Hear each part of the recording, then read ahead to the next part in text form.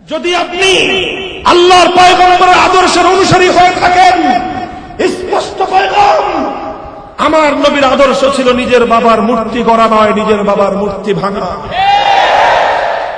আর মক্কার বেঈমান আবু জাহালদের আদর্শ ছিল বাপের মূর্তি গড়া। কাজেই আপনার সামনে রাস্তা পরিষ্কার, আপনি হয় আবু জাহালের উত্তরসূরি, আর না হয় আপনি মুহাম্মদুর রাসূলুল্লাহর উত্তরসূরি। যদি আপনি আপনার বাবার মূর্তি নির্মাণ করেন, আমরা একথা বলতে বাধ্য হব, আপনি মুহাম্মদ আরবীর উত্তরসূরি নন, আপনি আবু জাহালের প্রেতাত্মা।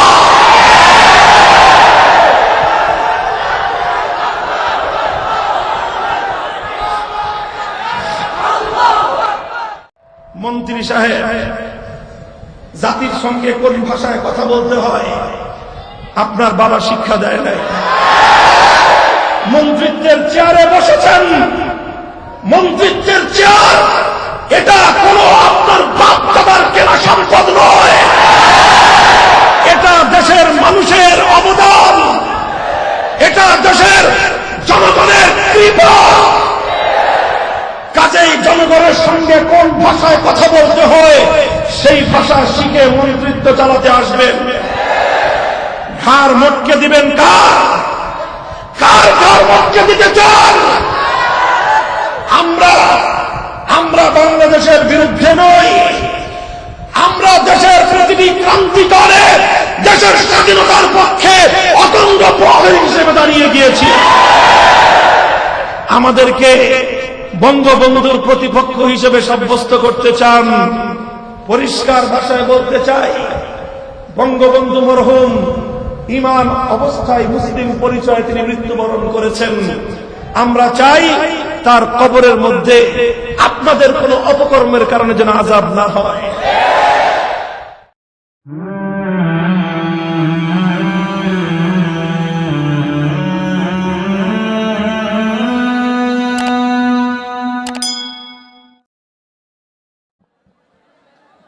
السلام عليكم ورحمة الله. إن الحمد لله نحمده ونستعينه ونستغفره ونؤمن به ونتوكل عليه ونشهد أن لا إله إلا الله وحده لا شريك له ونشهد أن سيدنا وسندنا وحبيبنا وطبيب قلوبنا ومولانا محمد الذي أرسله الله إلى كافة الناس بشيرا ونذيرا وداعيا إلى الله بإذنه وسراجا منيرا. أما بعد فأعوذ بالله من الشيطان الرجيم. بسم الله الرحمن الرحيم. إن الله يأمركم أن تؤدوا الأمانات إلى أهلها وإذا حكمتم بين الناس أن تحكموا بالعدل.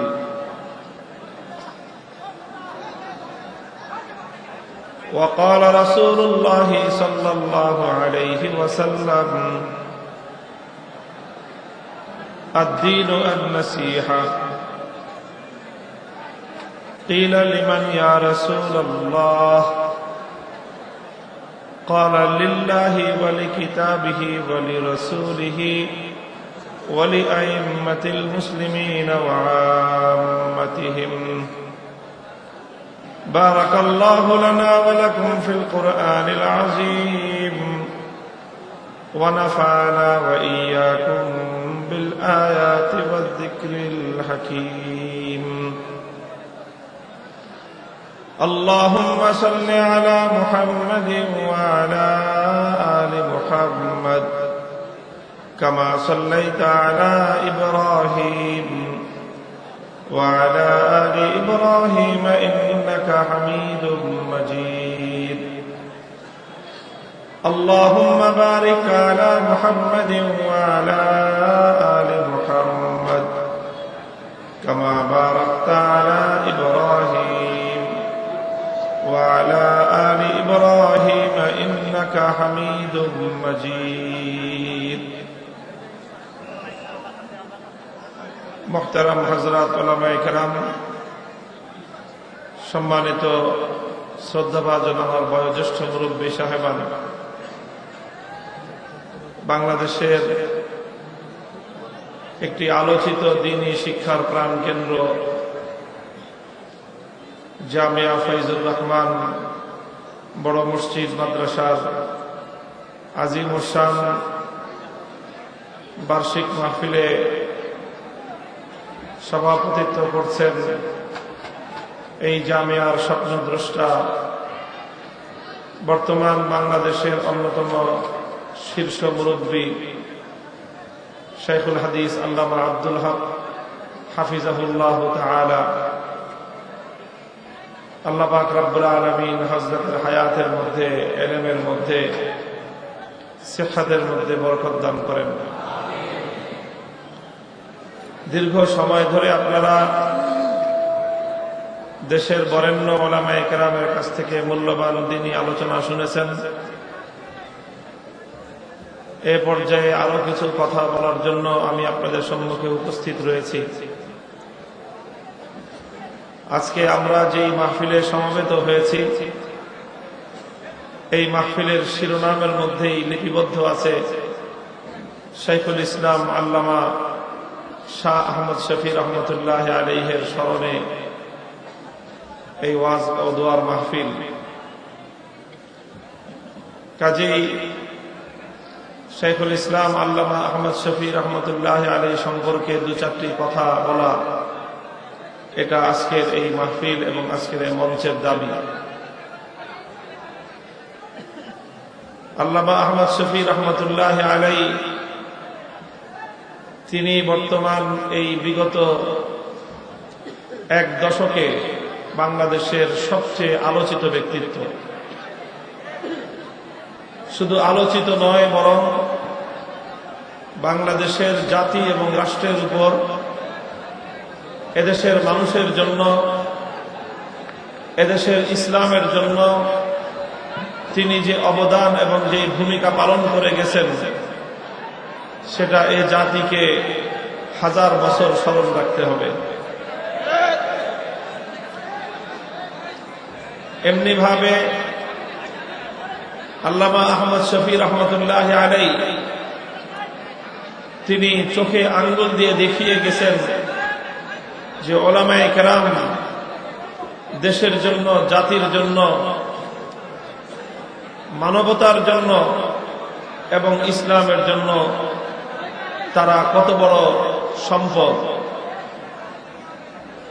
উলামায়ে উম্মত তারা যেমনি ভাবে আল্লাহর জমিনে আল্লাহর দ্বীনের পাহারাদার, তারা ইসলামের পাহারাদার, আল্লাহর কোরআনের পাহারাদার, ঠিক তেমনি ভাবে উলামায়ে উম্মত দেশ এবং জাতি রক্ষার ক্ষেত্রে অতন্দ্র প্রহরী। যে আলহামদুলিল্লাহ শাইখুল ইসলাম আল্লামা আহমদ শফি রহমতুল্লাহ আলাইহি তার জীবনের অন্তিম সময়ে এসে বাংলাদেশে একটা কথাকে আবার পুনরুজ্জীবিত করেছেন, শত বছরের ইতিহাসকে আবার তিনি পুনরাবৃত্তি করেছেন। সেই ইতিহাস হল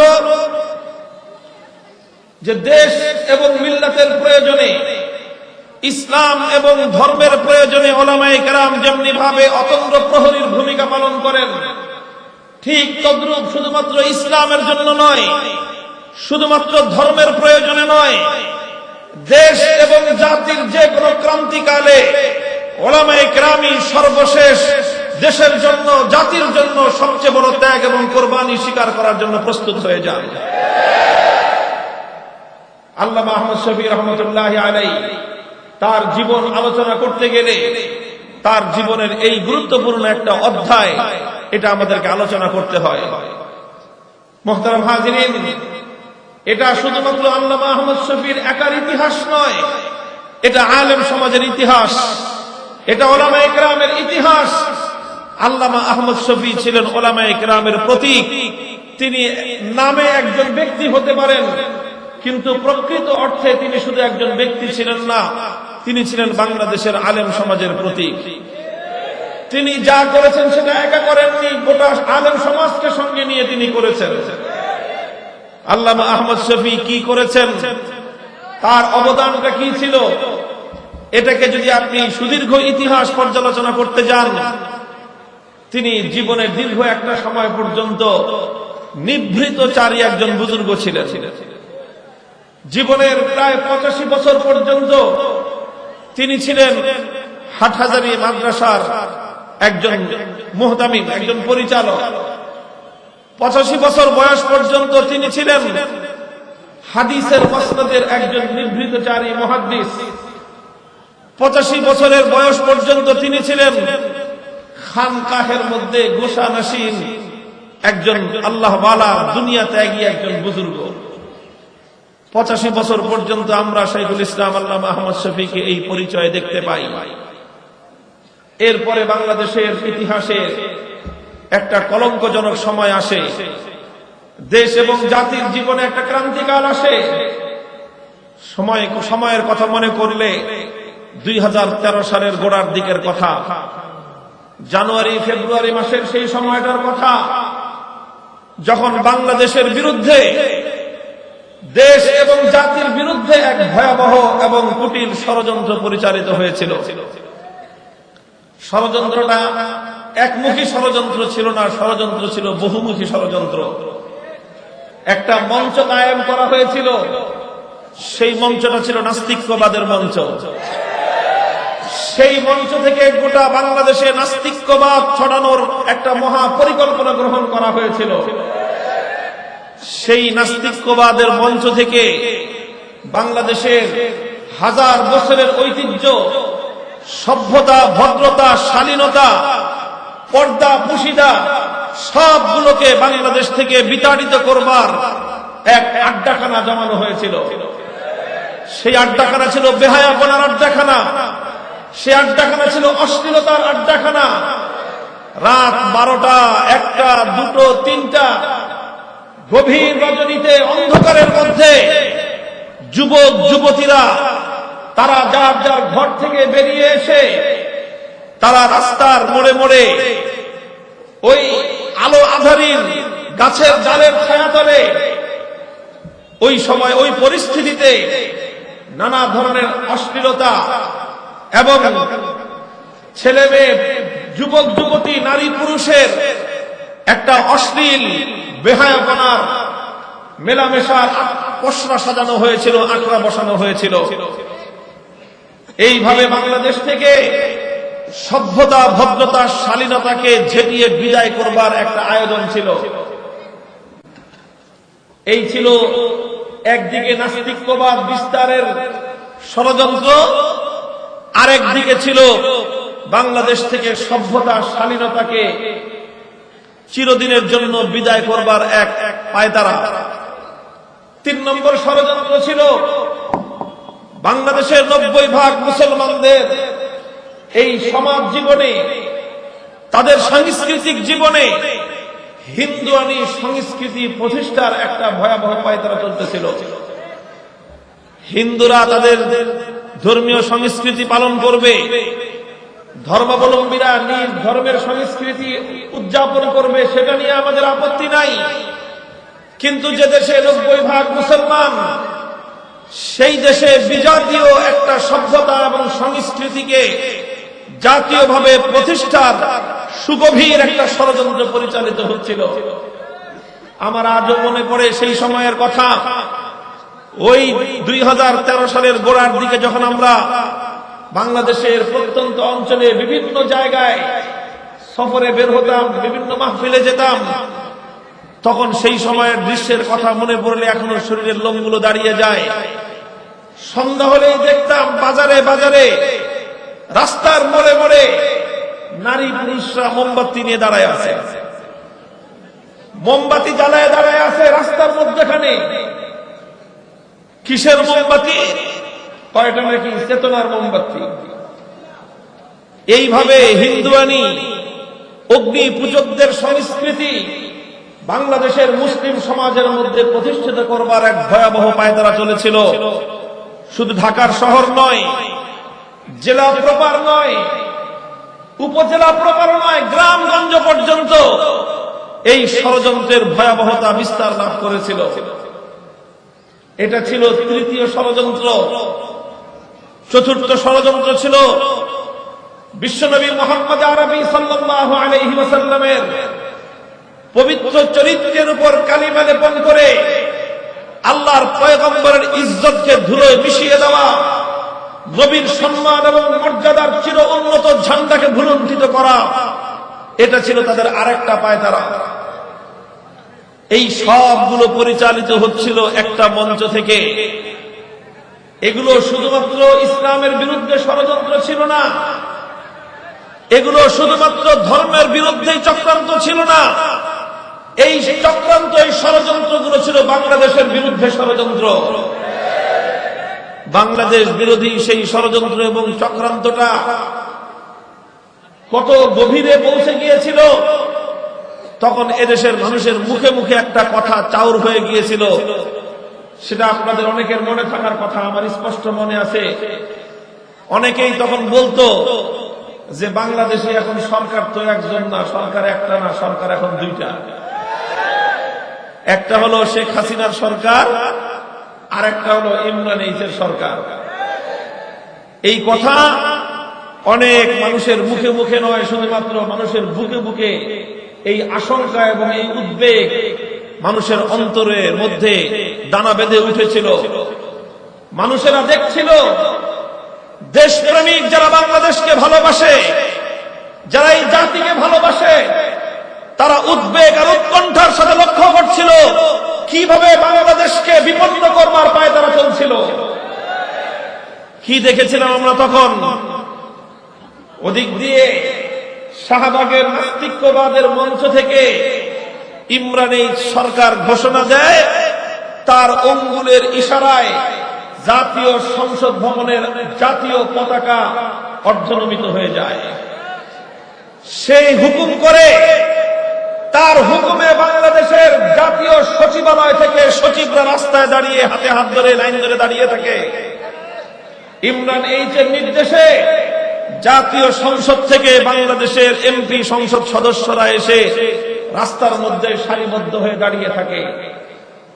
অর্থাৎ এটা গভীর একটা উদ্বেগের বিষয় ছিল। এদেশে তখন অনেকেই জিজ্ঞাসা করত, দেশ কি এখন শেখ হাসিনার নির্দেশে চলে না ইমরান এইচ সরকারের নির্দেশে চলে? এটা ছিল বাংলাদেশের বিরুদ্ধে এক সুগভীর চক্রান্ত। এই চক্রান্তের গোড়া বাংলাদেশের অভ্যন্তরে ছিল না, এই চক্রান্ত বাংলাদেশের সীমান্তের বাইরে থেকে পরিচালিত হয়েছিল। আর সেই চক্রান্ত ছিল একদিকে বাংলাদেশের স্বাধীনতাকে বিপন্ন করা, আরেকদিকে বাংলাদেশ থেকে ইসলাম এবং ইসলামের ঐতিহ্যকে ভুলুণ্ঠিত করা, বাংলাদেশের 90% মুসলমানদের ধর্মীয় ঐতিহ্যকে মাটির সঙ্গে মিশিয়ে দেওয়া। এটাই ছিল সেই ষড়যন্ত্রের মূল হোতা।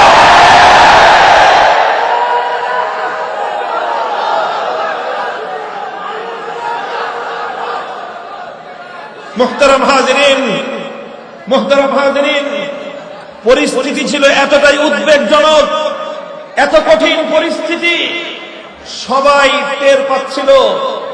সচেতন বাংলাদেশের প্রেমিক যারা, সচেতন দেশপ্রেমিক প্রত্যেকটা নাগরিক ওই সময় বুঝতেছিল বাংলাদেশের বিরুদ্ধে কত গভীর ষড়যন্ত্র চলছে। যেমনি ভাবে আসমান আর জমিনের মধ্যখানে এক ইলাহ ছাড়া একাধিক ইলাহ থাকলে আসমান আর জমিনের শৃঙ্খলা রক্ষা পেতে পারে না। লাউ কানা ফীহিমা আলিহাতুন ইল্লাল্লাহু লাফাসাদাতা ফাসুবহানাল্লাহি রাব্বিল আরশি আম্মা ইয়াসিফুন। আল্লাহর কোরআন বলেছে, আসমান এবং জমিনের মধ্যখানে যদি এক আল্লাহ ছাড়া দ্বিতীয় কোনো ইলাহ থাকতো, আসমান আর এই জমিন এত সুন্দর সুশৃঙ্খল ভাবে পরিচালিত হতে পারত না। একাধিক ইলাহ থাকলে তাদের মধ্যে মত পার্থক্য হতো, আর ওই মত পার্থক্যের কারণে, দ্বিমতের কারণে আসমান এবং জমিন ভেঙ্গে চূর্ণ বিচূর্ণ হয়ে যেত। আসমান আর জমিনের মধ্যখানে যেরকম একাধিক ইলাহের হুকুম চলে না, ঠিক তেমনি ভাবে একটি স্বাধীন দেশেও একাধিক সরকার চলতে পারে না। কিন্তু এদেশের মানুষ বড় উদ্বেগ আর উৎকণ্ঠার সঙ্গে লক্ষ্য করেছিল, ওই সময়ে মনে হচ্ছিল যেন শেখ হাসিনার সরকার ইমরান এই সরকারের সামনে অসহায়, শুধু দেখতেছে, বলার কিছু ছিল না। তারা এভাবে একটার পর একটা ইসলামের বিরুদ্ধে, বাংলাদেশের বিরুদ্ধে, এদেশের হাজার বছরের ইতিহাস আর ঐতিহ্যের বিরুদ্ধে, এদেশের ইসলামের এবং মুসলমানদের জাতিসত্তার বিরুদ্ধে, এমনকি বাংলাদেশের স্বাধীনতার বিরুদ্ধে, আল্লাহর রাসূলের ইজ্জতের বিরুদ্ধে, আর বাংলাদেশের অস্তিত্বের বিরুদ্ধে ষড়যন্ত্রের দ্বারা বেঁধেছিল তারা। এই পরিস্থিতিতে রাষ্ট্র সরকার কোনো কিছু বলবার ছিল না, প্রশাসন ছিল অসহায়, বলার কোনো ভাষা তাদের ছিল না। গোটা দেশ যখন এইরকম উদ্বিগ্ন অবস্থায়, বাংলাদেশের রাতের অন্ধকারে হাজার হাজার মানুষের চোখ দিয়ে অশ্রু গড়িয়ে পড়ত, তারা আল্লাহ রাব্বুল আলামিনের দরবারে ফরিয়াদের হাত উত্তোলন করে আল্লাহর কাছে তারা ফরিয়াদ জানাতেন, রব্বানা আখরিজনা মিন হাযিহিল ক্বরিয়াতিজ যালিমি আহলুহা ওয়াজআল লানা মিন লাদুনকা ওয়ালিয়্যা ওয়াজআল লানা মিন লাদুনকা নাসীরা।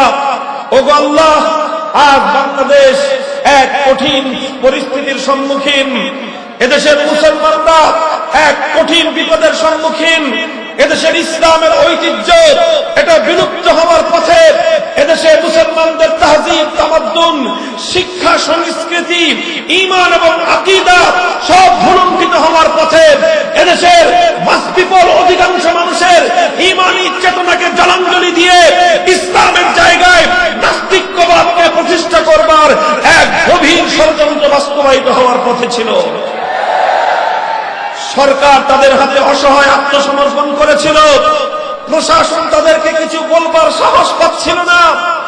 এই ছিল যখন গোটা রাষ্ট্র, গোটা সরকার, গোটা প্রশাসন দেশ বিরোধী ষড়যন্ত্রের সামনে যখন মাথা নত করে দিয়েছিল, অসহায়ভাবে আত্মসমর্পণ করে দিয়েছিল, সেই ক্রান্তিকালে জাতির সেই দুঃসময়ে হাটহাজারীর বাংলাদেশের এক প্রান্তিক অঞ্চল থেকে দারুল উলুম মুঈনুল ইসলাম হাটহাজারী মাদ্রাসার দারুল হাদিসের মাসনদ থেকে অশীতিপর এক বৃদ্ধ গোটা জাতিকে মুক্তির পয়গাম শুনিয়েছিলেন, গোটা দেশকে মুক্তির আযান শুনিয়েছিলেন, এমন এক আযান দিয়েছিলেন, তার সেই আযানে টেকনাফ থেকে তেতুলিয়া গোটা বাংলাদেশ একসঙ্গে জেগে উঠেছিল।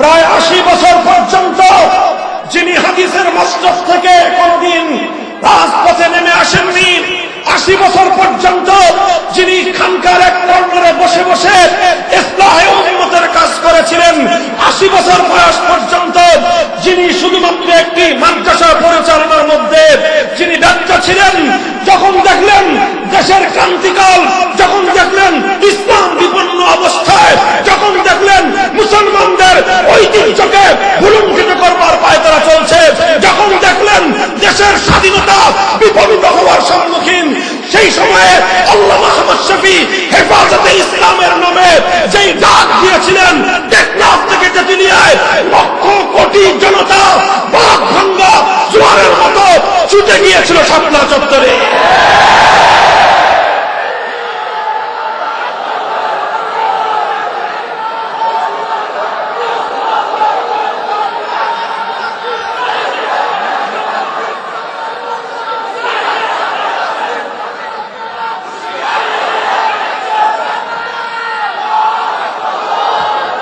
মুহতারাম হাজরিন, আল্লামা আহমদ শফীর ডাকে এদেশে অভূতপূর্ব যে জাগরণ তৈরি হয়েছিল, সেটা হলো স্বাধীন বাংলাদেশের অর্ধ শতাব্দীর ইতিহাসের সবচেয়ে বড় মহাজাগরণ।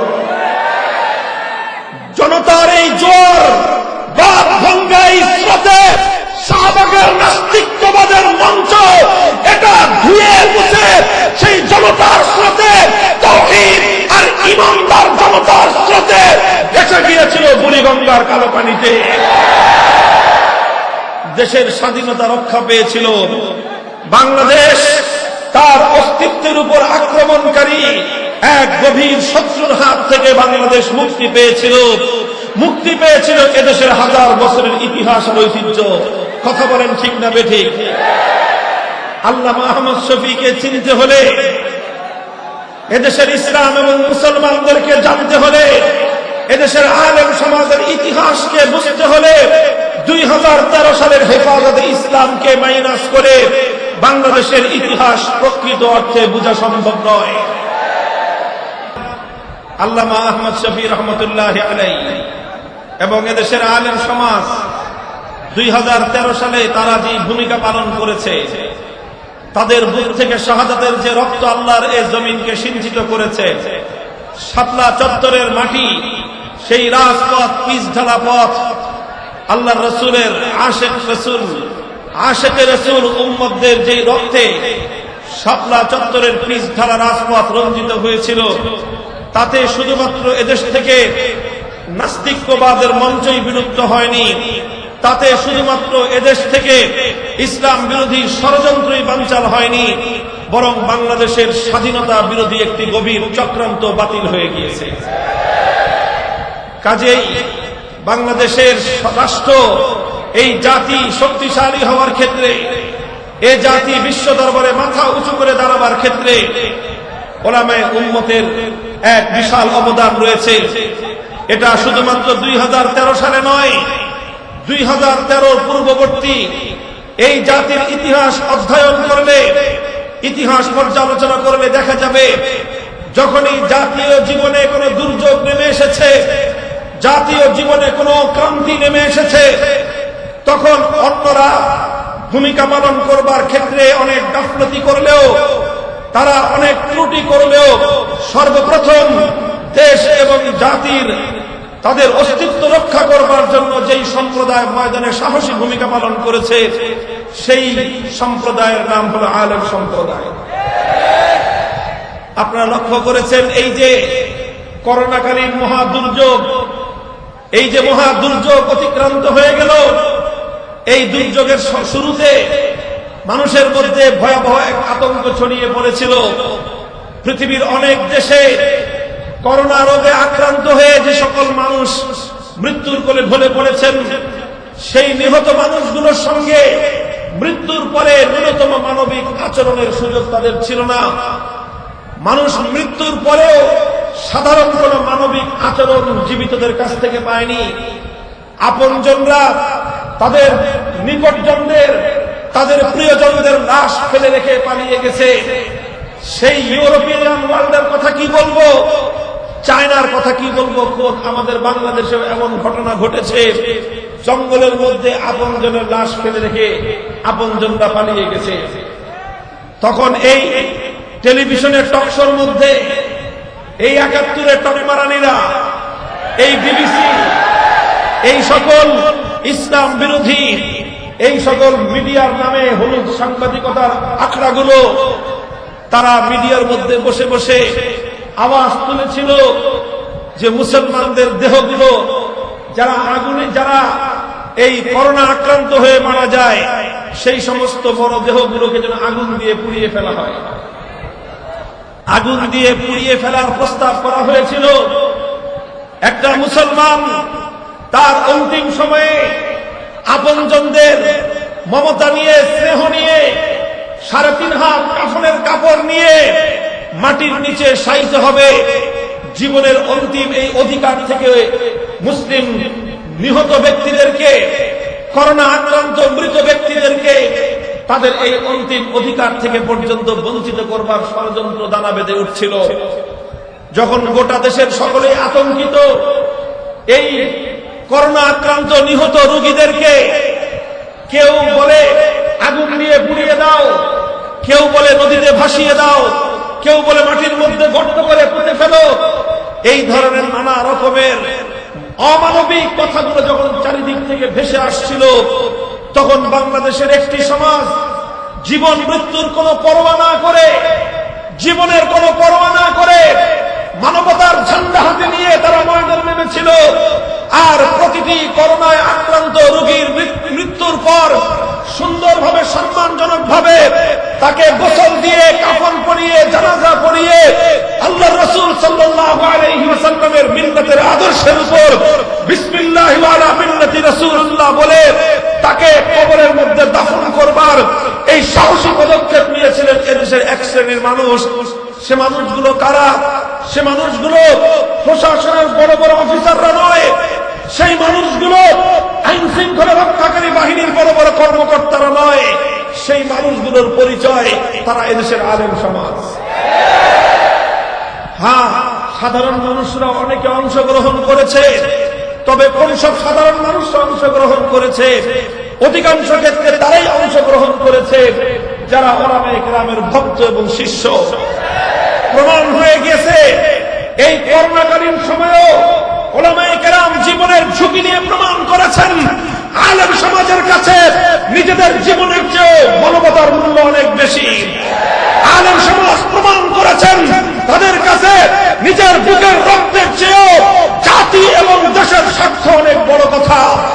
উলামায়ে কেরাম প্রমাণ করেছেন নিজের বুকের তাজা খুন ঢেলে দিয়ে হলেও মিল্লাত এবং ইসলামের স্বার্থ রক্ষা করবার জন্য তারা অতমত প্রহরী হিসেবে ভূমিকা পালন করছে।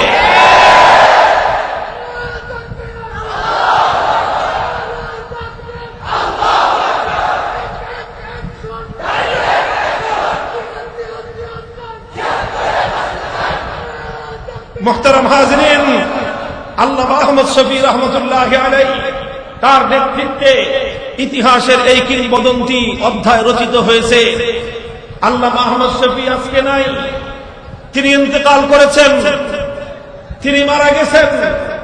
তার ইন্তেকালের পরবর্তীতে দেখা গেছে এক শ্রেণীর নাস্তিক এবং মুরতাদের দোসরেরা, কিছু নাস্তিক মুরতাদেরা তারা উল্লাস প্রকাশ করেছে, উচ্ছ্বাস প্রকাশ করেছে। সীমান্তের অপর প্রান্ত থেকে সেই বেশ্যা নারী তাসলিমা নাসরিন আল্লামা আহমদ শফীর ইন্তেকালে খুব উল্লাস আর উচ্ছ্বাস প্রকাশ করেছিল। এদেশের অনেক ইসলাম বিরোধীরা, উলামায়ে কেরামের বিদ্বেষীরা, আল্লাহর পয়গম্বরের দুশমনেরা তারা মিটি মিটি হাসছিল। তারা মনে করেছিল শাইখুল ইসলাম আল্লামা আহমদ শফী মারা গিয়েছেন, এদেশে বুঝি ইসলাম দুর্বল হয়ে পড়বে, আর বুঝি দেশের পক্ষে, স্বাধীনতার পক্ষে, মানবতার পক্ষে আর ইসলামের পক্ষে মাথা উঁচু করে দাঁড়াবার সাহস বুঝি আলেম সমাজের হবে না। এটা মনে করে এক শ্রেণীর কুলাঙ্গাররা, কুয়ার ব্যাঙেরা তারা লাফালাফি শুরু করে দিয়েছিল। আল্লামা আহমদ শফীর পরবর্তী বাংলাদেশের উলামায়ে কেরামের ইতিহাস কি বলে? আল্লামা আহমদ শফীর ইন্তেকালের পর এদেশের ইসলাম দুর্বল হয়ে পড়েছে, এদেশের আলেম সমাজ ভীত সন্ত্রস্ত হয়ে পড়েছে। বরং আল্লামা আহমদ শফীর পরবর্তী বাংলাদেশের ইতিহাস প্রমাণ করে আল্লামা আহমদ শফী মারা গেছেন, কিন্তু তার আদর্শ মরে নাই। আল্লামা আহমদ শফীকে মাটির নিচে দাফন করা হয়েছে, কিন্তু দেশ, জাতি আর ইসলামের স্বার্থে তার অনবদ্য ভূমিকার যে আবেদন, সেটাকে মাটির নিচে দাফন করি নাই আমরা।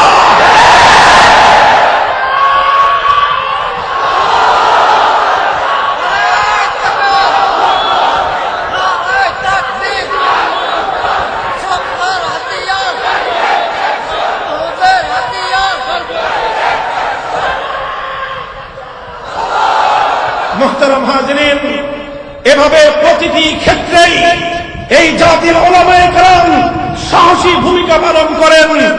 উলামায়ে কেরামের এই অনবদ্য ভূমিকা, আমি আবার বলছি, শুধু ধর্মের জন্য নয়, বরং এই দেশটার জন্য উলামায়ে কেরামের অনবদ্য ভূমিকা, এটা হাজার বছরের ইতিহাসের মধ্যে স্মরণ করতে হবে। এই যে বিগত অক্টোবরের মধ্যবর্তী সময় থেকে বিগত এক মাসের বাংলাদেশ দেখেন, বিগত এক মাসের বাংলাদেশ বিগত এক মাসের ঘটনা কি? বিগত এক মাসে সারা দুনিয়া ব্যাপী সবচেয়ে আলোচিত, সবচেয়ে সমালোচিত, সবচেয়ে ঘৃণ্য, সবচেয়ে বিতর্কিত ঘটনা হলো ফ্রান্সে আল্লাহ রাসূল সাল্লাল্লাহু আলাইহি ওয়াসাল্লামের ব্যঙ্গচিত্র প্রদর্শন রাষ্ট্রীয় পৃষ্ঠপোষকতায়। ইতিহাস অনেক লম্বা, সেই ইতিহাসের দিকে আমি যাব না। ইউরোপীয় ইউনিয়নের অন্যতম শক্তিমান রাষ্ট্র, বিশ্বব্যাপী 5 মডেলের এক মডেল ফ্রান্সের উদ্ধত প্রধানমন্ত্রী এমানুয়েল ম্যাক্রন, বাংলাদেশের মানুষ ওর নাম দিছে অ্যানিমেল ম্যাক্রন। অ্যানিমেল মানে হলো পশু, তার আচরণ, তার কথাবার্তা পশুর চেয়েও নিকৃষ্ট। সে উদ্ধত ভাষায় 250 কোটি মুসলমানদের বিরুদ্ধে যুদ্ধের আহ্বান, যুদ্ধের চ্যালেঞ্জ ছুড়ে দিয়েছে। সে বলেছে আল্লাহর রাসূলের ইজ্জতের উপর আঘাত করে কুখ্যাত ব্যঙ্গ পত্রিকা শার্লি এবদো আমার নবীর বিরুদ্ধে যে কার্টুন, যে ব্যঙ্গচিত্র প্রদর্শন করেছে, এমানুয়েল ম্যাক্রন সেটার স্পষ্ট পক্ষ অবলম্বন করেছে এবং সেই ধরনের কর্মকাণ্ড অব্যাহত রাখার জন্য সে আশকারা দিয়েছে। তার এই অসভ্য আচরণ, মুসলিম জাতির প্রতি তার এই উদ্ধত অধ্যত্বপূর্ণ আচরণ, তার এই অসভ্যতা এবং তার এই উগ্র জঙ্গিবাদী সন্ত্রাসবাদীপূর্ণ আচরণ সারা দুনিয়ার মুসলমানদের হৃদয়ের মধ্যে বিক্ষোভের আগুন ধরিয়ে দিয়েছে। সারা দুনিয়ার মুসলমানরা বিক্ষোভে ফেটে পড়েছে। সেই গোটা আরব বিশ্ব সহ আফ্রিকা থেকে নিয়ে আমেরিকা পর্যন্ত, ইউরোপ থেকে নিয়ে এশিয়া পর্যন্ত প্রতিটি মুসলিম জনপদের মুসলমানরা আল্লাহ নবীর ইজ্জতের ঝান্ডা সমুন্নত করবার জন্য নতুন শপথে বলিয়ান হয়েছে। আলহামদুলিল্লাহ, এই ক্ষেত্রে বাংলাদেশের মুসলমানদের ভূমিকা সারা পৃথিবীতে সবচেয়ে বড় অবদান এবং সবচেয়ে বড় আলোচিত ভূমিকা পালন করেছে। এবং উলামায়ে কেরামের ভূমিকার কারণে বাংলাদেশ বিশ্ব দরবারে 250 কোটি মুসলমানদের কাছে বাংলাদেশ নতুনভাবে সম্মানের এক উচ্চ আসনে অধিষ্ঠিত হয়েছে। উলামায়ে কেরামের এই অবদানের মাধ্যমে, তাদের ভূমিকার মাধ্যমে দেশের জন্য নতুন এক সম্মানজনক আসন সংগ্রহ হয়েছে। বলতে পারেন হুজুর কিভাবে? আপনারা জানেন, যাদের আপনজন আত্মীয় স্বজন প্রবাসে থাকে বা অনেকেই প্রবাসে ছিলেন, আরবের বিভিন্ন দেশে, কাতার, কুয়েত, লিবিয়া, সৌদি আরব, ইরাক, এই ধরনের বিভিন্ন দেশগুলোতে বাংলাদেশের লক্ষ লক্ষ প্রবাসী মাথার ঘাম পায়ে ফেলে, হাড় ভেঙে খাটুনি খেটে তারা দেশের জন্য বৈদেশিক মুদ্রা অর্জন করতেছে। এদেরকে বলা হয় রেমিটেন্স যোদ্ধা। তারা বৈদেশিক মুদ্রা বাংলাদেশকে দেয়। বাংলাদেশ স্মরণকালে এই বিগত সময়গুলোতে সবচেয়ে বেশি বৈদেশিক মুদ্রা বাংলাদেশে আসতেছে। এটা বিশেষত আরব বিশ্বের আমার বাঙালি প্রবাসী ভাইদের হাড় ভাঙা খাটুনি আর গায়ের ঘাম ঝরানো পরিশ্রমের ফসল। এটা কথা বলেন। কিন্তু প্রবাসীরা তারা বিদেশে, বিভিন্ন দেশে যখন থাকে, নানা কারণে তাদেরকে অনেক সময় তাচ্ছিল্যের শিকার হতে হয়, অবজ্ঞার শিকার হতে হয়, গালিগালাজ শুনতে হয়। কারণ আমাদের দেশের কিছু মানুষ আসলেও আছে এমন যে তাদের একজনের ভুলের কারণে 10 জনকে গালি শুনতে হয়। আপনাদের যাদের প্রবাসী আপনজন আছে বা নিজেরা প্রবাসে ছিলেন, তারা সকলেই জানেন যে বিভিন্ন দেশে বাঙালিদেরকে হেয় প্রতিপন্ন করা হয়। বাঙালি নাম শুনলেই তারা নানা ধরনের কটু কথা বলে। বাঙালি ফাত্তার, বাঙালি হারামি, এই সমস্ত কথাবার্তা বলে আরবের অনেক লোকেরা। যার কারণে সে দেশে বাংলাদেশের মুসলমানরা, বাংলাদেশের প্রবাসীরা, তারা সব সময় তাদের মনটা ছোট থাকে, কারণ নিজেদের বদনাম শুনতে কারো কাছেই ভালো লাগে না। গোটা দেশ, সারা দুনিয়াতে যখন বাংলাদেশের এই বদনাম ছিল, বাংলাদেশের প্রবাসীদের এই দুর্নাম ছিল, তাদেরকে তুচ্ছ তাচ্ছিল্য করা হতো। এই সাম্প্রতিক সময়ে নভেম্বরের শুরুর দিকে প্রবাসের অনেক ভাইয়েরা আমাদের সঙ্গে যোগাযোগ করে, ইন্টারনেটের মাধ্যমে তাদের সঙ্গে আমাদের যোগাযোগ হয়। ইদানিং দেখতেছি তারা খুব উচ্ছ্বসিত, তারা খুব আনন্দিত। বলে যে হুজুর এবার কাজের একটা কাজ হয়েছে। কি হয়েছে?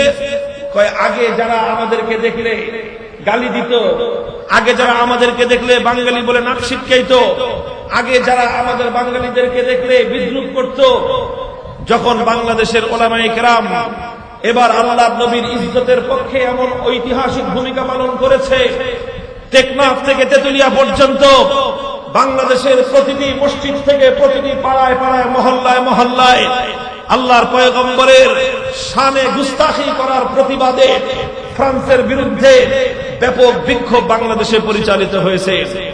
সর্বশেষ বিগত 2রা নভেম্বর কায়েদে মিল্লাত আল্লামা জুনায়েদ বাবু নগরীর নেতৃত্বে, আল্লামা নূর হোসেন কাসেমের নেতৃত্বে ঢাকার রাজপথে স্মরণকালের ঐতিহাসিক আল্লাহর রাসূলের শানে রিসালাতের পক্ষে আর ফ্রান্সের এই অসভ্য অমানবিক জঙ্গিবাদী এই আচরণের প্রতিবাদে এক মহা বিক্ষোভ পালিত হয়েছে।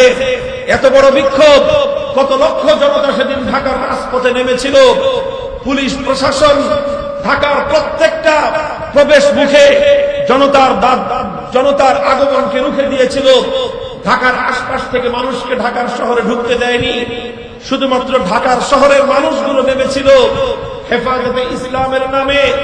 2রা নভেম্বরের সেই মহা মিছিল প্রমাণ করেছে যে আল্লাহর নবীর ইজ্জতের মিছিল নিয়ে, নবীর ঝান্ডা নিয়ে, শানে রিসালাতের ঝান্ডা নিয়ে জনতার সেই অভিযাত্রা যখন ময়দানে নেমেছিল, দৃষ্টির যতদূর পর্যন্ত যায় শুধু মানুষ আর মানুষ, মানুষ আর মানুষ। মিছিল শেষ হয়ে যায়, এখনো পর্যন্ত মিছিলের অগ্রভাগ কয়েক মাইল দূর যাওয়া পরেও মিছিলের শেষ ভাগ তখনো রাস্তায় বের হতে পারেনি। এই মহাজাগরণ যখন বিশ্ব মিডিয়ায় প্রচারিত হলো, Al Jazeera, Voice of America, CNN, BBC সহ আন্তর্জাতিক গণমাধ্যমে যখন বাংলাদেশের ঢাকার রাজপথের এই দৃশ্য যখন প্রদর্শিত হয়েছে, সারা দুনিয়ার মুসলমানদের বুকটা ভরে গেছে। তারা এখন বাঙালিদেরকে দেখলে বলে বাঙালি কুয়াইস, তারা এখন বলে বাঙালি কুয়াইস, বাঙালি তোরা বাপের বেটা। আল্লাহর নবীর ইজ্জতের হেফাজতের জন্য শানে রিসালাতের ঝান্ডা নিয়ে সারা দুনিয়ার মধ্যে সর্ববৃহৎ বিক্ষোভ অনুষ্ঠিত হয়েছে ঢাকার রাজপথে হেফাজতে ইসলামের ডাকে উলামায়ে উম্মতের নেতৃত্বে।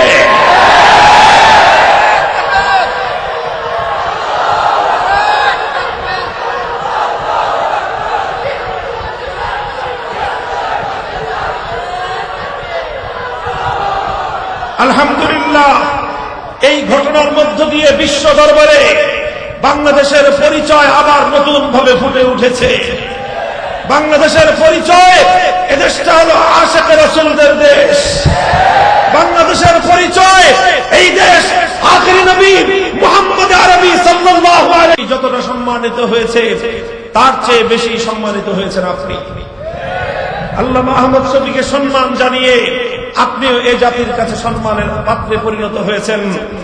আমরা আপনাকে বলবো, আল্লামা আহমদ শফী 2013 সালে শাপলা চত্বরে আমাদেরকে ডেকেছিলেন, আজান দিয়েছিলেন। যে আজানে সাড়া দিয়ে লব্বাইক বলে বাংলার তাওহীদ জনতার বাদ ভাঙা স্রোত ছুটেছিল। কোন ব্যক্তি স্বার্থে নয়, রাজনৈতিক স্বার্থে নয়, ক্ষমতার হালুয়া রুটির ভাগ বাটোয়ারা পাওয়ার জন্য নয়, কাউকে ক্ষমতায় মসনদে বসাবার জন্য নয়, কাউকে ক্ষমতার মসনদ থেকে অপসারণ করবার জন্য নয়। আল্লামা আহমদ শফীর সে ডাক ছিল একটা ঈমানী ডাক, সে ডাক ছিল ইশকে রাসূলের ডাক, সে ডাক ছিল আল্লাহর রাসূলের মুহাব্বত আর ভালোবাসার ডাক, সে ডাক ছিল আল্লাহর নবীর ইজ্জতের উপর, পবিত্র চরিত্রের উপর কালিমা লেপন করতে দেখে হৃদয় থেকে রক্তক্ষরণের ডাক। সেই ডাকের সার কথা ছিল, তিনি আপনাকে বলেছিলেন, আহ্বান করেছিলেন, একটা আইন তৈরি করেন, একটা আইন তৈরি করেন, যেই আইনের মাধ্যমে এদেশে আর কোন কুলাঙ্গার মানবতার নবীর বিরুদ্ধে কটাক্ষ করার দুঃসাহস পাবে না। আর কোন শাসমের রাসূল আমার নবীকে গালি দেওয়ার দুঃসাহস দেখাবে না।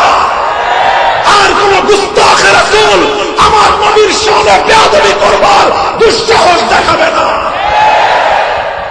বড় দুঃখ এবং পরিতাপের বিষয়, আল্লামা আহমদ শফী চলে গেছেন, আজও পর্যন্ত সেই দাবি পূরণ হয়নি।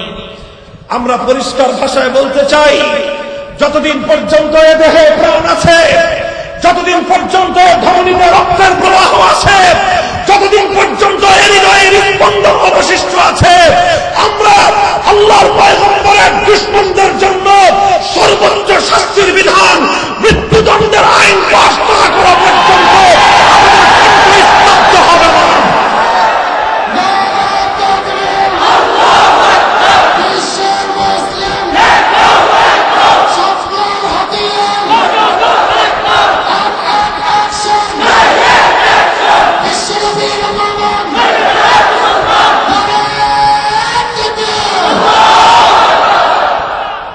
মুহতারাম হাজিরিন, কাজেই আমাদের এক নম্বর কথা হলো এটা, শাইখুল ইসলাম আল্লামা আহমদ শফী রহমতুল্লাহ আলাইহির স্মরণ শুধুমাত্র নাম স্মরণ করাই উদ্দেশ্য নয়, বরং তার আদর্শ স্মরণ করাই হলো মূল কথা।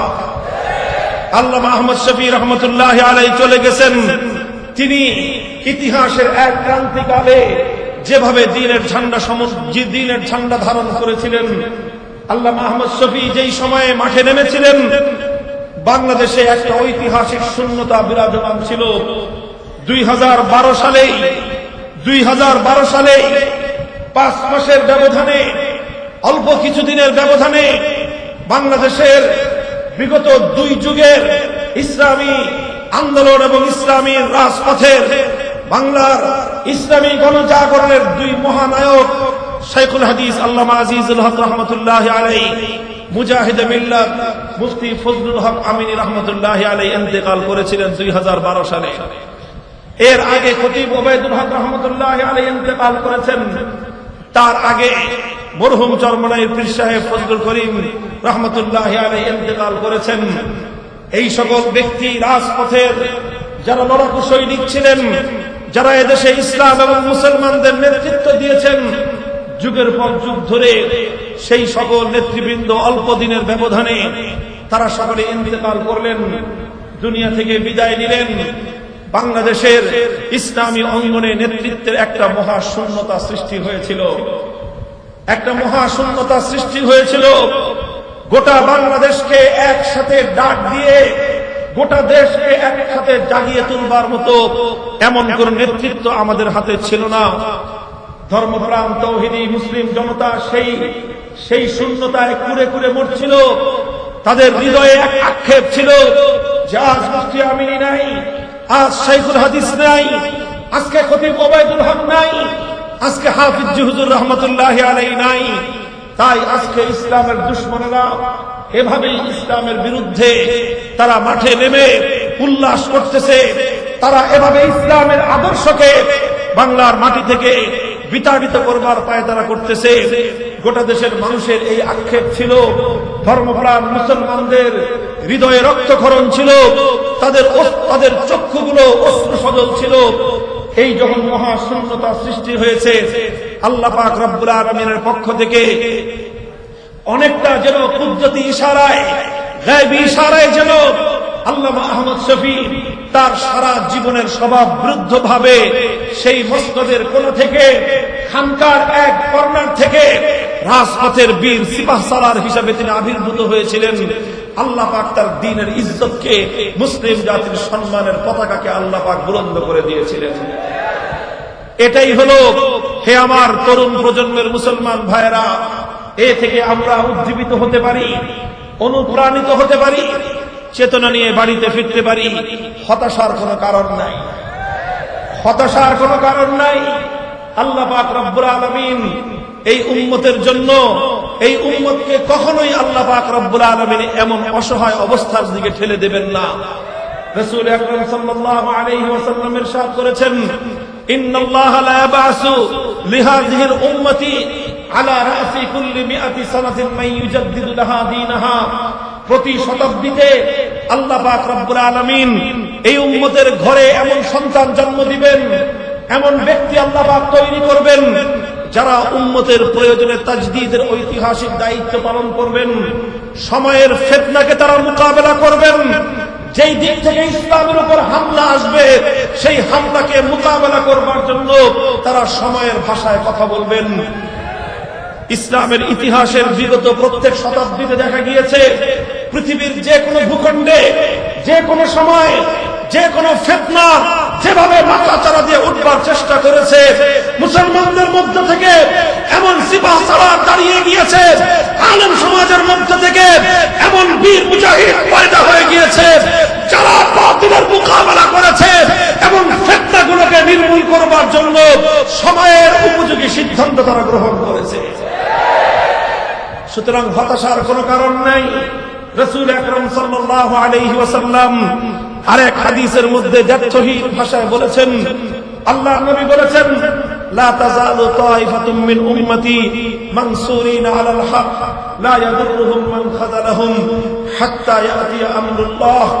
আল্লাহর দ্বীনের ঝান্ডা নিয়ে একদল মাথা উঁচু করে থাকবে, তারা মাথা কেটে দিবে, তারা কল্লা দিয়ে দিবে, কিন্তু কল্লার উপর থেকে তারা পাগড়ি দিবে না।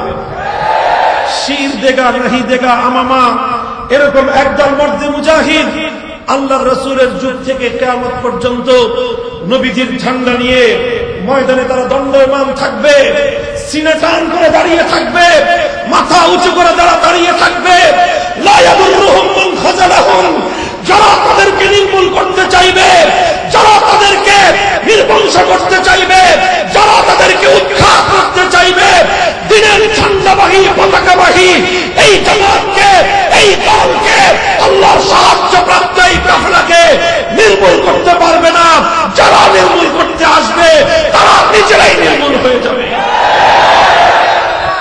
আল্লাহর রাসূল সাল্লাল্লাহু আলাইহি ওয়াসাল্লামের শানের এই বৈশিষ্ট্য, ইন্না শানিআকা হুয়াল আবতার, ইন্না শানিআকা হুয়াল আবতার।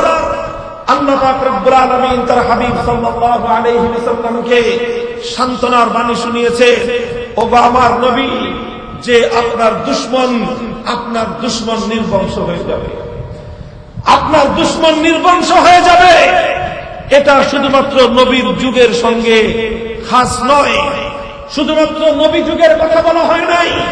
কিয়ামত পর্যন্ত যারা আমার নবীর, মানবতার নবী রাহমাতুল লিল আলামিনের সঙ্গে গুস্তাখি করবে, তার সঙ্গে শত্রুতা পোষণ করবে, তার সঙ্গে দুশমনি করবে, ও নির্বংশ হয়ে যাবে। ইতিহাস বলে আমার রাসূল সাল্লাল্লাহু আলাইহি ওয়াসাল্লাম ৬ষ্ঠ হিজরিতে একটা চিঠি লিখেছিলেন। আল্লাহর নবী যখন পৃথিবীর বড় বড় বাদশাদের কাছে ইসলামের দাওয়াত দিয়ে পত্র প্রেরণ করছিলেন, আল্লাহর নবীর পক্ষ থেকে হযরতে আব্দুল্লাহ ইবনে হুযাফা রাদিয়াল্লাহু তাআলা আনহু একটা চিঠি নিয়ে গিয়েছিলেন পারস্য সম্রাটের দরবারে। পৃথিবীর সুপার পাওয়ার কাইসার, সেই কাইসারের কিসরার দরবারে, সেই কিসরার দরবারে যার নাম ছিল হুরমুজ, সেই হুরমুজের কাছে হযরতে আব্দুল্লাহ ইবনে হুযাফা আল্লাহর নবীর পক্ষ থেকে চিঠি নিয়ে গিয়েছিলেন। যখন নবীজির চিঠি কিসরার সম্রাট পারস্য সম্রাটের কাছে হস্তান্তর করা হলো, পারস্য সম্রাট চিঠিটা হাতে নিয়ে মাজ্জাতাহু, চিঠিটাকে সে টুকরো টুকরো করে ফেললো, ছিঁড়ে টুকরো টুকরো করে আল্লাহর পয়গম্বরের চিঠির সঙ্গে বেয়াদবি করেছিল, নবীজির প্রেরিত দূত পত্রবাহককে অপমান করেছিল, তার সঙ্গে অসদাচরণ করেছিল।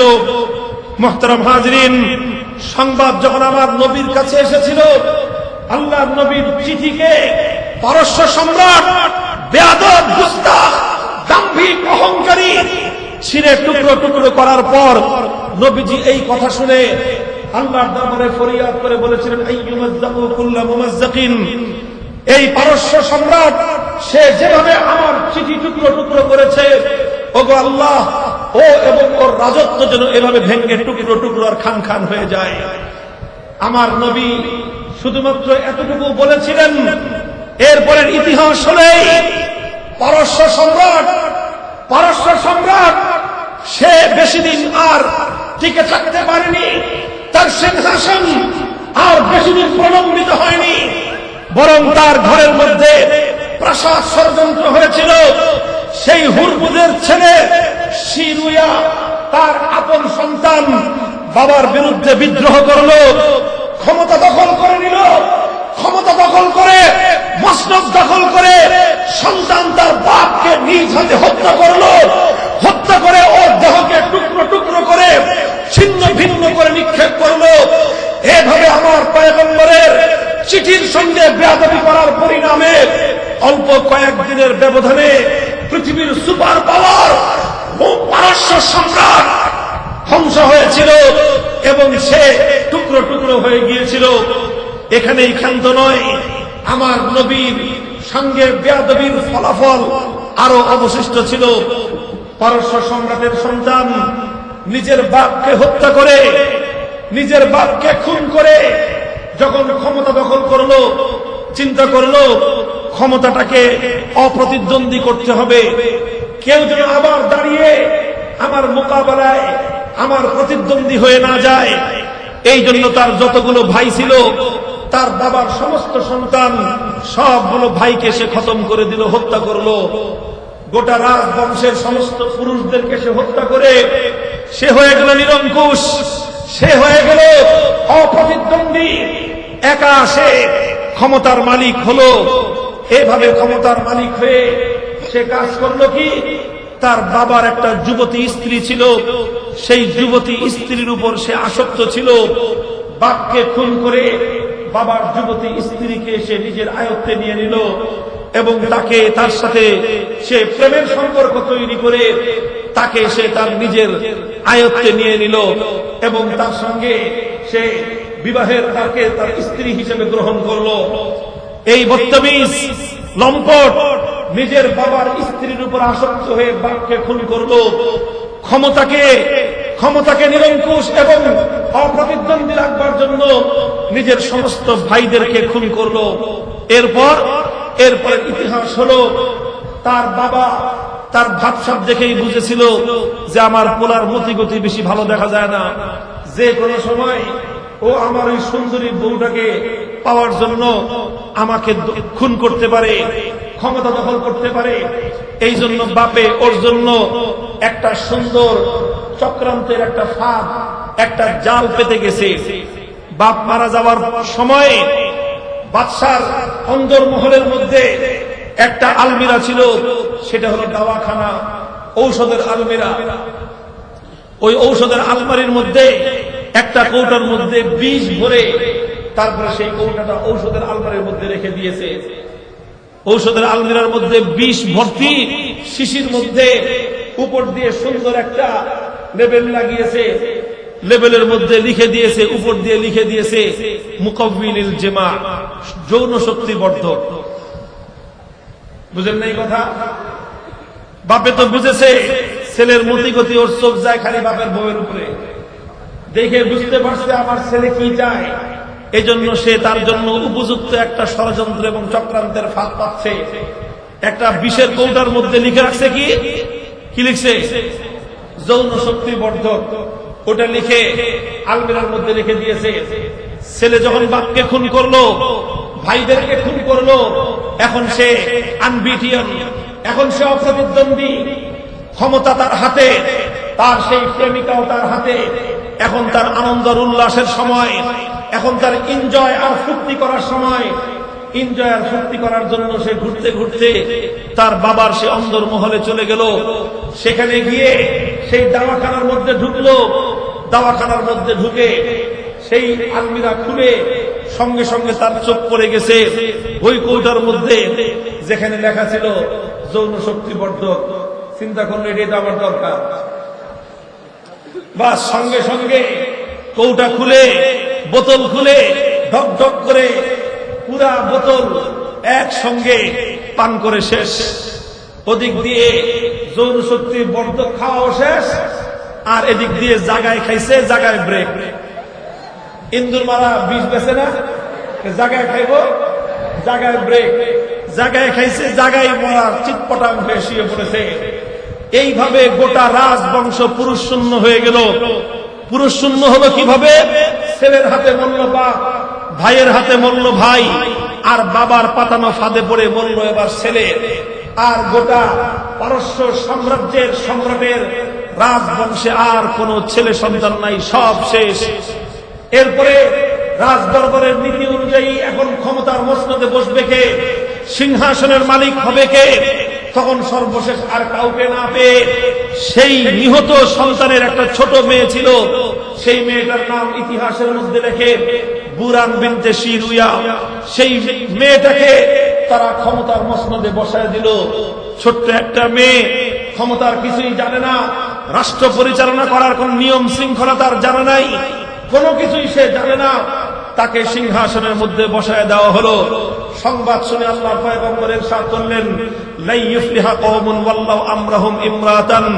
হে পারস্য সাম্রাজ্য, তোমরা সেই অভিশপ্ত সাম্রাজ্য, যেই সাম্রাজ্যের অহংকারে আমি সরকারে কায়নাতের আমার চিঠির সঙ্গে গুস্তাখি করা হয়েছিল, তোমাদের সাম্রাজ্য সেই অভিশপ্ত সাম্রাজ্য, যে সাম্রাজ্যের দম্ভে আমার চিঠি ছিঁড়ে টুকরো টুকরো করে ফেলা হয়েছিল, তোমাদের পতন এখনো শেষ হয়নি, তোমাদের পতন আরো অবশিষ্ট আছে। বাপ মরেছে, ভাই মরেছে, সন্তান মরেছে, এতেই ক্ষান্ত হবে না, বরং আর অল্প কিছুদিনের মধ্যে গোটা পারস্য সাম্রাজ্য ভেঙে টুকরো টুকরো হয়ে পারস্য সাম্রাজ্য পৃথিবীর ইতিহাস থেকে আস্তে করে নিক্ষিপ্ত হবে। মুহতারাম হাজিরিন, ইতিহাস বলে আমার রাসূলের সঙ্গে গুস্তাখি করে, আমার নবীর সঙ্গে বেয়াদবি করে পৃথিবীর সুপার পাওয়ার পারস্য সাম্রাজ্য টিকে থাকে নাই, খান খান হয়ে গেছে। আমি একটা ভবিষ্যৎবাণী করে যাই, ইনশাআল্লাহ ইউরোপে ইতিমধ্যে ইসলামের ব্যাপক প্রচার হচ্ছে, ঘরে ঘরে কালিমার আহ্বান পৌঁছে যাচ্ছে। প্রতিদিন হাজার হাজার খ্রিস্টান লা ইলাহা ইল্লাল্লাহ পড়ে কালেমা কবুল করতেছে। প্রতিদিন শত শত গির্জা বিরান হয়ে পড়ে থাকতেছে, আর সেই গির্জাগুলো স্বল্প মূল্যে খরিদ করে মুসলমানরা সেগুলোকে মসজিদে রূপান্তরিত করতেছে। আর এই ইসলাম গ্রহণের যেই পরিসংখ্যান লক্ষ্য করলে দেখা যায়, ফ্রান্সের মধ্যে ইসলাম গ্রহণের পরিসংখ্যান অন্যান্য দেশগুলোর তুলনায় আরো বেশি। ইনশাআল্লাহ সেই দিন আসছে, লা ইয়াবকা আলা ফাহরিল আরদি বাইতুল মাদারিন ওয়ালা বাবার ইল্লা আদখালাহুল্লাহুল ইসলাম।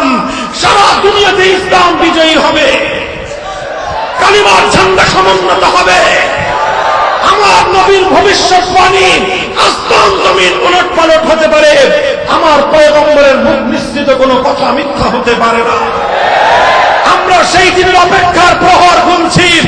আমেরিকার ওয়াশিংটন ডিসির হোয়াইট হাউসের মাথার উপর কালেমার পতাকা উঠবে, লন্ডনের বার্মিংহামের রাজপ্রাসাদে আল্লাহু আকবারের ধ্বনি উঠবে, মস্কোর রাজপথে কালেমার পতাকা উঠবে, চায়নার বেইজিং ইসলাম দখল করবে, দিল্লির লাল কেল্লা আবার ইসলাম শাসন করবে। আর ইসলামের সেই চূড়ান্ত বিজয়ে ইনশাআল্লাহ ইউরোপের মাটিতে সর্বপ্রথম যে দেশের আকাশে কালেমার হেলালি নিশান উঠবে, সেই দেশটার নাম হবে ইনশাআল্লাহ সুম্মা ইনশাআল্লাহ ফ্রান্স। হে ফ্রান্সের উদ্ধত ম্যাক্রন, তৈরি হও তোমরা, তোমাদের রাজত্ব ভেঙে খান খান হয়ে যাবে, তোমাদের পায়ের তলার মাটি সরে যাবে, ইসলামের অগ্রযাত্রা রুখে দিতে পারবে না। আমার নবীর ইজ্জতের প্রশ্নে আমার নবীকে যতবার আঘাত করা হয়, ইসলাম ততবার শক্তিশালী হয়। মক্কার মাটিতে ইসলামের অগ্রযাত্রা রুখে দেওয়ার জন্য আবু জাহল আমার নবীর উপর হামলা করেছিল। হামজা ইবনে আব্দুল মুত্তালিব আমার নবীর উপর হামলা দেখে কালেমা পড়ে ইসলাম কবুল করেছিলেন। হামজা রাদিয়াল্লাহু আনহুর ইসলামের মাধ্যমে ইসলাম দুর্বল হয়নি, সবল হয়েছে। আবু জাহল আমার নবীকে হত্যা করবার পায়তারা করেছিল। আল্লাহ পাক রব্বুল আলামিন ওমর বিন খাত্তাবকে কালেমা পড়িয়ে আমার নবীর দক্ষিণ হস্ত হিসেবে ডান পাশে দাঁড় করিয়ে দিয়েছেন। ওমরের ইসলাম গ্রহণের মধ্য দিয়ে ইসলাম দুর্বল হয়নি, ইসলাম সবল হয়েছে। তায়েফের মাটিতে আমার নবীর রক্ত ঝরেছে, ইসলাম মক্কার মাটি থেকে হিজরত করে মদিনাতে ইসলাম জিন্দা হয়ে গেছে। আমার নবীকে যতবার আঘাত করা হয় ইসলাম ততবার শক্তিমান হয়। হে ফ্রান্সের অসভ্য বেঈমানের দল, হে ফ্রান্সের জঙ্গিবাদী সন্ত্রাসবাদী গোষ্ঠী, স্পষ্ট পয়গাম শুনে রাখো, শার্লি এবদো পত্রিকাকে যদি তোমরা বন্ধ না করো, দুনিয়ার মুসলিমদেরকে তোমরা দমাতে পারবে না, দমাতে পারবে না।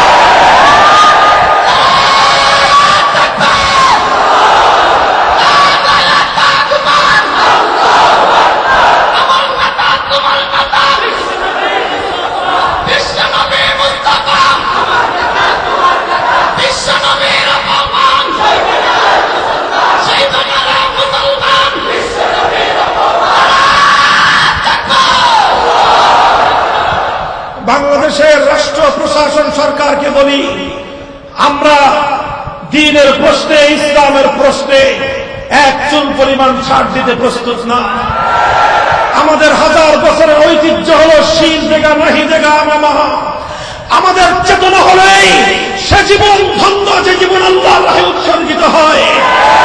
আমরা বিশ্বাস করি আমার রক্ত আল্লাহ দিয়েছেন, আমার ধমনীতে যে রক্ত প্রবাহিত হয় এ রক্ত দুনিয়ার আর কারো জন্য নয়, এর প্রতি ফোঁটা রক্ত আল্লাহর জমিনে আল্লাহর দিনের গৌরবে হেফাজত করবার জন্য।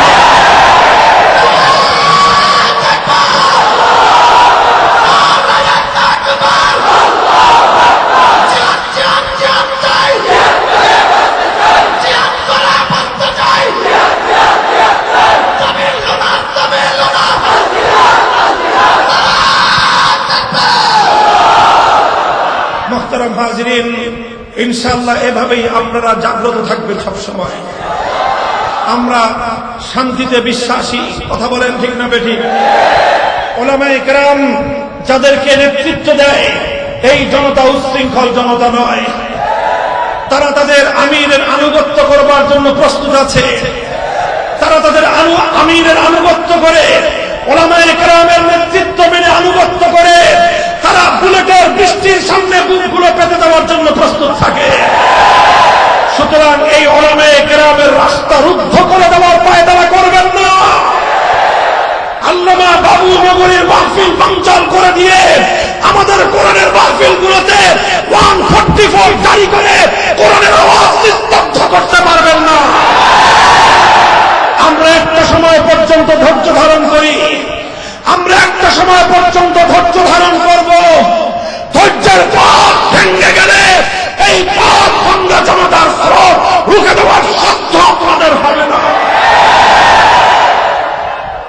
কাজেই উলামায়ে কেরামকে চোখ রাঙায়ে কথা বলে লাভ নাই। আপনারা যদি চোখ রাঙায়ে কথা বলেন, আমরা আল্লাহর পয়গম্বরের কাছ থেকে সিরাতুন নবীর আদর্শ শিখেছি, আমরা সাহাবায়ে কেরামের কাছ থেকে আদর্শ শিখেছি। কোন কথার কি জবাব দিতে হয় সেই জবাবের ভাষা আমরা হাদিসের কিতাব পড়ে রপ্ত করেছি। একটা হাদিস বলবো, বুখারী শরীফের হাদিস। হযরত সাদ ইবনে মুআজ রাদিয়াল্লাহু তাআলা আনহু মদিনা থেকে মক্কা এসেছেন, হিজরতের পরের ঘটনা। হযরত সাদ ইবনে মুআজ রাদিয়াল্লাহু আনহু মক্কা এসেছেন। মক্কা উমাইয়া ইবনে খালাফের সঙ্গে ব্যক্তিগত বন্ধুত্বের সম্পর্ক। এসে বললেন যে আমি দোস্ত তোমার এখানে আসছি, তুমি যখন মদিনায় যাও তখন আমার বাড়িতে মেহমান হইবা, তোমার সঙ্গে আমার পার্সোনাল সম্পর্ক। আমি চাই একটু বাইতুল্লাহ তাওয়াফ করতে। উনজুরলি সাআতা খালওয়াতিন লাআল্লি আন আতুফা বিল বাইত। দেখো তো কোন সময়টা একটু নীরব নিরিবিলি পাওয়া যায়, ওই সময়টায় গিয়ে আমি বাইতুল্লাহ তাওয়াফ করব। উমাইয়া ইবনে খালাফ বলল যে এটার জন্য ফাখারাজা বি করিবাম মিন নিসফিন নাহার, দ্বিপ্রহরের সময় যখন প্রচন্ড রোদ, তখন আরবের মানুষ ঘর থেকে বাইরে বের হয় না। বলল চলো এখন যাই, এখন নিরিবিলি পাওয়া যাবে। হযরত সাদ ইবনে মুআজকে নিয়ে মক্কার কুরাইশের বেঈমান সে উমাইয়া ইবনে খালাফের সঙ্গে ব্যক্তিগত সম্পর্ক নিয়ে গেছে তাওয়াফ করতে। যখন হযরত সাদ ইবনে মুআজ তাওয়াফ করতেছেন, ওই সময় আবু জাহাল ওখানে হাজির।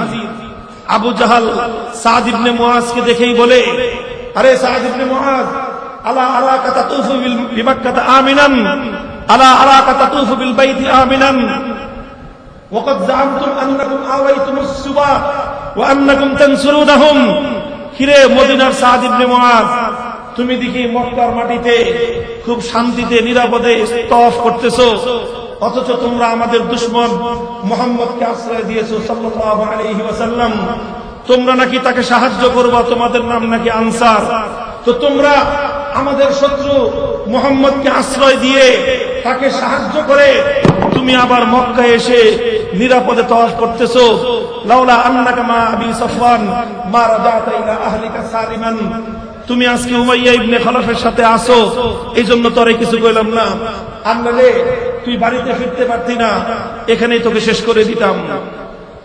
আবু জাহাল হযরত সাদ ইবনে মুআজকে থ্রেট দেয়, হুমকি দেয়, মা রাজাতা ইলা আহলিকা সালিমান, বাড়িতে ফিরতে পারতি না। হযরত সাদ ইবনে মুআজ রাদিয়াল্লাহু তাআলা আনহু আবু জাহালের এই ধমক শুনে কি করছেন? বুখারী শরীফের কিতাব কি বলে, হাদিসের কিতাব কি বলে? তিনি মিনমিন করেছেন, বলেছেন যে না সরি ভাই, ভুল হয়ে গেছে, মাফ করে দিও, এই কথা বলছেন না? বলছেন যে ভবিষ্যতে আর কোনোদিন আর আসবো না, এরকম বলছেন। হযরত সাদ ইবনে মুআজ পরিষ্কার বলেছেন এবং আরো উচ্চ কণ্ঠে বলেছেন। আবু জাহাল যতটুকু আওয়াজে বলেছেন, হযরত সাদ ইবনে মুআজ নিজের কণ্ঠস্বর আবু জাহালের থেকে দ্বিগুণ উচ্চ করেছেন। উচ্চ করে বলেছেন, হে আবু জাহাল, লাইন মানাতানি হাযা লাআমনা আন্নাকা মা হুয়া আশাদ্দু আলাইকা তারিকাকা আলা আহলিল মদিনা। হে আবু জাহাল, তুই আমার সঙ্গে চোখ রাঙিয়ে কথা বলিস, তুই বলিস আমাকে তুই মক্কায় আসতে দিবি না। শুনে রাখ, তুই যদি আমাকে মক্কায় আসার রাস্তা বন্ধ করে দেস, তাহলে আমি সাদ ইবনে মুআজ বলে যাই, আমি তোর জন্য এর চেয়ে আরো কঠিন পরিস্থিতি তৈরি করব। আমি এমন একটা রাস্তা বন্ধ করে দিব, যেই রাস্তা বন্ধ করে দিলে তোর খানা দানা বন্ধ হয়ে যাবে, না খেয়ে মরতে হবে। মনে রাখিস, আমি তওয়াফ না করে বেঁচে থাকতে পারবো, কিন্তু আবু জাহেল্লা তুই না খেয়ে বেঁচে থাকতে পারবি না। হযরত সাদ ইবনে মুআজের সুন্নাত, তিনি আবু জাহাল যতটুকু আওয়াজে কথা বলেছেন, ওয়ারাফা সাওতাহু আলা সাওতিহি। বুখারীর হাদিস, সাদ ইবনে মুআজের আওয়াজ আবু জাহেলের আওয়াজ থেকে দ্বিগুণ উচ্চ কণ্ঠে ছিল। উমাইয়া ইবনে খলফ তখন হযরত সাদ ইবনে মুআজকে বলেছে, ইয়া সাদ লা তারফা সাওতাকা আলা আবিল হিকাম সাইয়্যিদ আহলিল ওয়াদি। হে সাদ ইবনে মুআজ, আবু জাহাল আমাদের এই মক্কার সবচেয়ে বড় লিডার, সে মক্কার লিডার, সুতরাং তুমি তার সঙ্গে একটু ভদ্রতা বজায় রেখে বিনয়ের সঙ্গে কথা বলো। হযরত সাদ ইবনে মুআজ আরো ক্ষিপ্ত হয়ে গেছেন, আরো ক্ষিপ্ত হয়ে গেছেন। দানি দানি আনকা ইয়া উমাইয়া, দানি আনকা ইয়া উমাইয়া। উমাইয়া, আমি তোকে ছেড়ে কথা বলবো না। তুই আবু জাহালের চামচামি করবি, আবু জাহালের পক্ষ অবলম্বন করবি। আমি তোদেরকে পরিষ্কার ভাষায় বলে রাখি, আমার একটা চুল তুই বাঁকা করবি, আমি তোদের জন্য জীবনকে দুর্বিষহ করে তুলব। সুতরাং ইসলামের বিধান হলো আত-তাকাব্বুরু মাআল মুতাকাব্বিরি তাওয়াদু। অহংকারী এবং দাম্ভিকের সামনে বিনয় নয়। এই শুনে রাখেন ওলামায়ে কেরাম, ছাত্র জনতা, অহংকারী ব্যক্তির সামনে বিনবিন করার নাম বিনয় নয়। কোন দাম্ভিকের সামনে মাথা নত করার নাম বিনয় নয়। বিনয় কিসের নাম? দাম্ভিকের সামনে, অহংকারীর সামনে আরো বড় গর্বের সঙ্গে বুক উঁচিয়ে মাথা উঁচু করে উচ্চ কণ্ঠে কথা বলার নাম বিনয়। মন্ত্রী সাহেব, জাতির সঙ্গে কোন ভাষায় কথা বলতে হয় আপনার বাবা শিক্ষা দেয় নাই। মন্ত্রিত্বের চেয়ারে বসেছেন, মন্ত্রিত্বের চেয়ার, এটা কোন আপনার বাপ দাদার কেনা সম্পদ নয়, এটা দেশের মানুষের অবদান, এটা দেশের জনগণের কৃপা। কাজেই জনগণের সঙ্গে কোন ভাষায় কথা বলতে হয় সেই ভাষা শিখে মন্ত্রিত্ব চালাতে আসবেন। ঘাড় মটকে দিবেন কার? কার ঘাড় মটকে দিতে চান? আমরা বাংলাদেশের বিরুদ্ধে নই,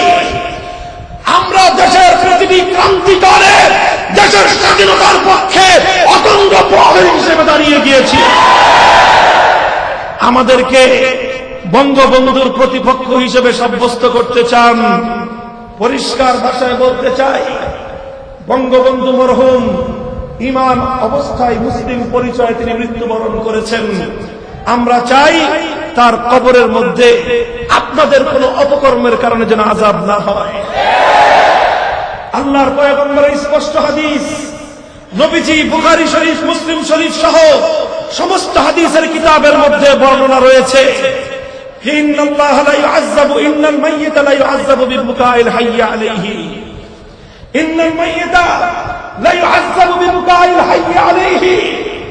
মৃত ব্যক্তির আপনজনেরা যখন মৃত ব্যক্তিকে নিয়ে কোন শরীয়ত বর্হিত কাজ করে, সেই কাজের পরিণামে কবরের মধ্যে মৃত ব্যক্তির উপর আল্লাহর পক্ষ থেকে আযাব আসে। আপনারা আজকে একজন মুসলিম নেতা, মুসলিম বাংলাদেশের স্থপতি, স্বাধীনতার মহানায়ক বঙ্গবন্ধু শেখ মুজিবুর রহমানের মৃত্যুর পর তার মূর্তি তৈরি করছেন, তার ভাস্কর্য তৈরি করে নবীজির হাদিস অনুযায়ী কবরের মধ্যে বঙ্গবন্ধুর জন্য আযাবের ব্যবস্থা করছেন।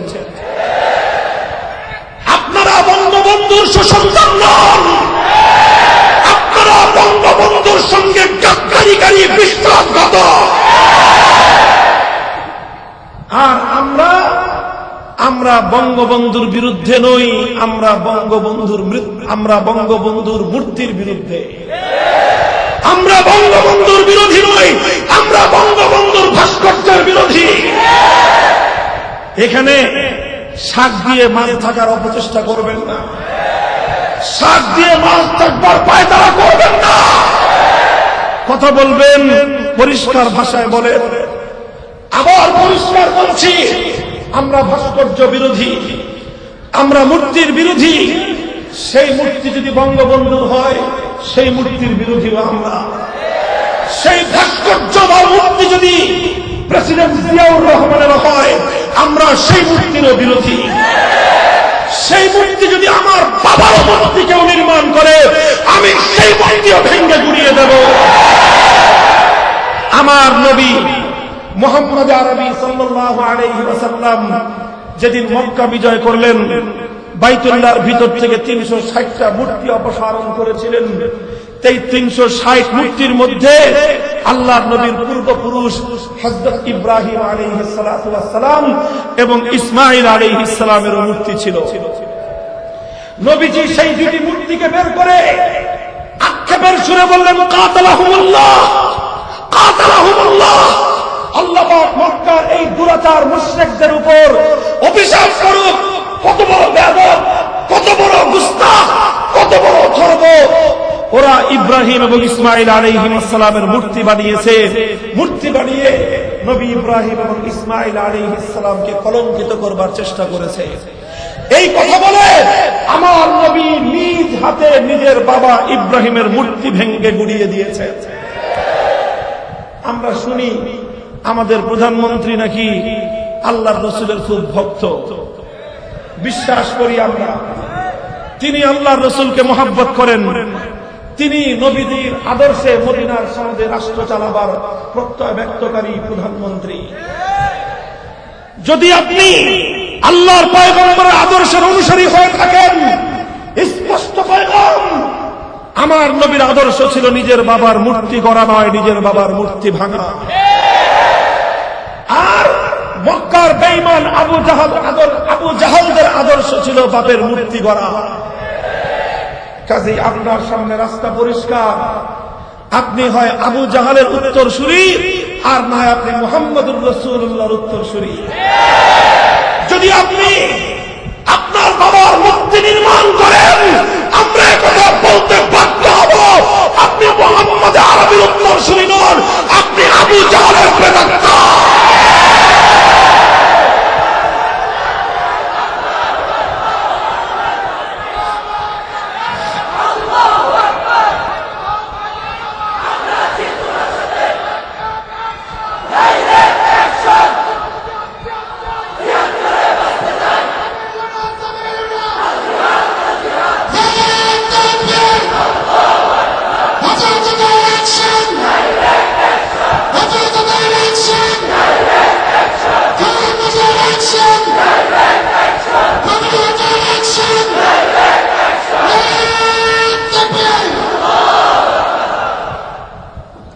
আমরা ভাস্কর্যের বিরুদ্ধে বলি, এটা বলা আমাদের ঈমান, এটা বলা আমাদের ঈমানি দায়িত্ব।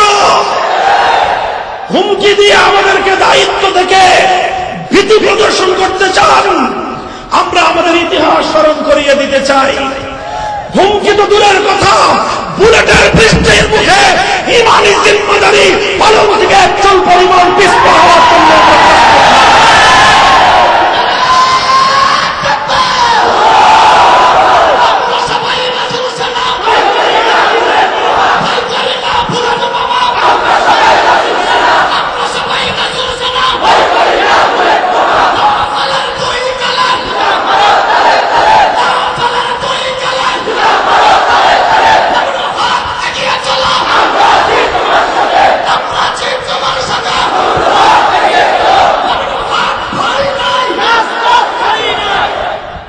এটা কোন দেশের সভ্য জাতির একজন দায়িত্বশীলের মুখ থেকে উচ্চারিত হতে পারে? এদেশের আলেম সমাজকে লক্ষ্য করে বলে ঘাড় মটকে দিবে। আপনার গর্দানটা কত মোটা? গর্দান কত মোটা জানতে চাই? ঘি খেয়ে ঘাড় মোটা বানাইছেন। এই গর্দান, মোটা গর্দান দিয়ে কাজ হবে না। যদি ভাষা, নম্র ভাষা ব্যবহার করতে না জানেন, সভ্যতা, ভদ্রতা, শিক্ষার যদি অভাব থাকে, আপনার মন্ত্রিত্বের ঘাড় এদেশের মানুষ মুটকে ছাড়বে ইনশাআল্লাহ।